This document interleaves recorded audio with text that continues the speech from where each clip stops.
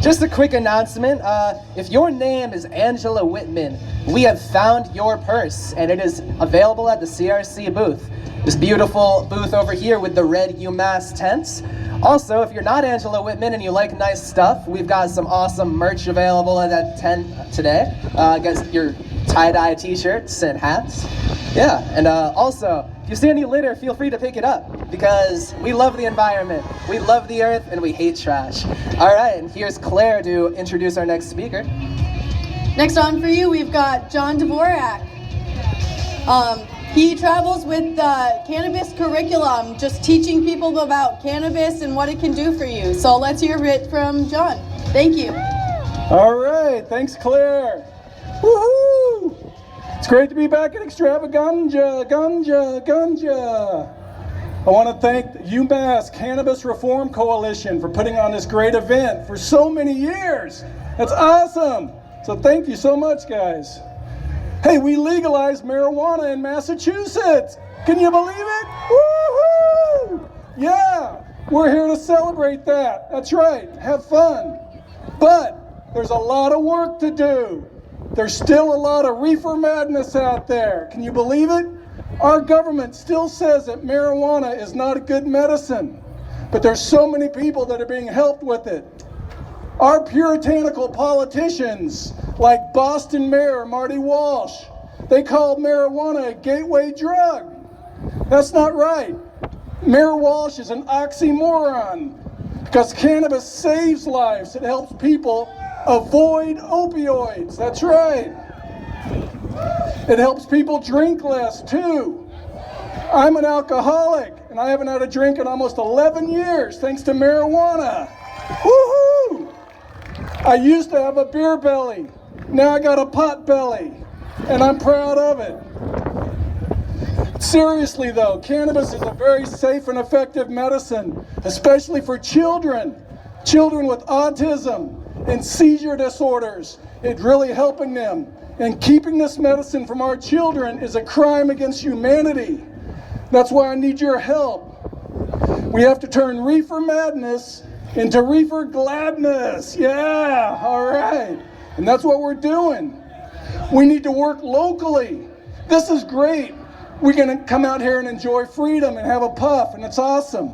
But we have to be able to have cannabis clubs, coffee shops in our cities and towns. We have to overturn those local bans so that we can buy cannabis. We have to cut through that bureaucratic bullshit so we can have a place to buy and consume cannabis. We cannot overregulate this plant, people. It's not plutonium. It's not. It's the green buffalo. That's right. Cannabis hemp is the green buffalo. Native Americans used the entire buffalo to survive. They used the skin for clothing and shelter. They ate the meat. They used bones for weapons and tools. They used the entire buffalo, hair, snoot, balls, and all. And you can use the entire cannabis plant for so many different things. Food, fuel, building materials, biodegradable plastic, tree-free paper, clothing, and of course medicine and recreation. It's a lot of fun. That's why I call hemp and cannabis the green buffalo. Because make no mistake about it, the green rush is happening all across this country.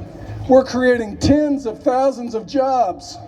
And you've got a chance to get in on the ground floor of what's going to be a $1 trillion industry. That's right. You guys have heard of the .com era, right? This is a .bong era, and it's going to blow that away. You can do anything you want. You can grow it. You can work in a dispensary and sell it. You can sell soil, grow lights, fertilizers, make concentrates, edibles, tinctures, lotions, creams, salves.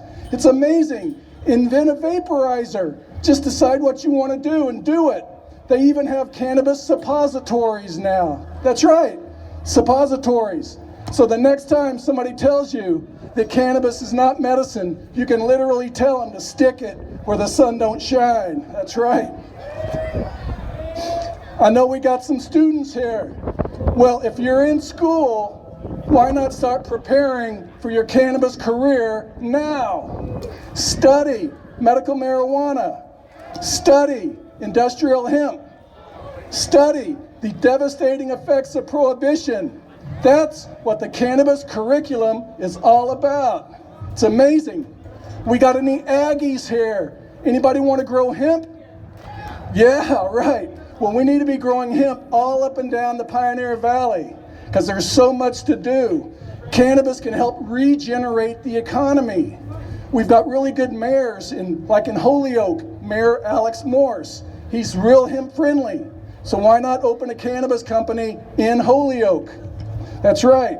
We got a great crowd here today. I really appreciate this. But the overall movement is still very small. We are the tip of the spear. We're the very beginning. And that's why we need everyone in this fight. We need strong women like Kara with Mass Can, and Claire and Robin with UMASS CRC. We need women in this. We need minorities that have been disproportionately affected by the war on drugs. We need veterans. Cannabis is so good for veterans on so many levels. They fought for us, so we need to fight for our veterans and with them to make sure they have access to this medicine. We need our senior citizens. Turn your grandparents onto marijuana. That's right. Hook them up. They'll use less pharmaceuticals and they'll live longer, healthier, and happier lives. That's right. We need our tie-dyed brothers and sisters and our deadhead bands. Yeah. We need our hippie forefathers that protested the Vietnam War. Because this is not all about money. It's not. This is about our cannabis community and our culture of compassion. We must not throw the hippie out with the bong water. No. We're the tip of the spear, the very tip of the spear. We're the visionaries that see a better tomorrow. The tip of the spear is going to burst the bubble of prohibition. It's going to release the prisoners, open our minds, heal our bodies, clean our environment, and strengthen our economy. So join me today, because the best is yet to come. Thank you very much. Keep up the fight, and peace. I'm just going to take my cable away.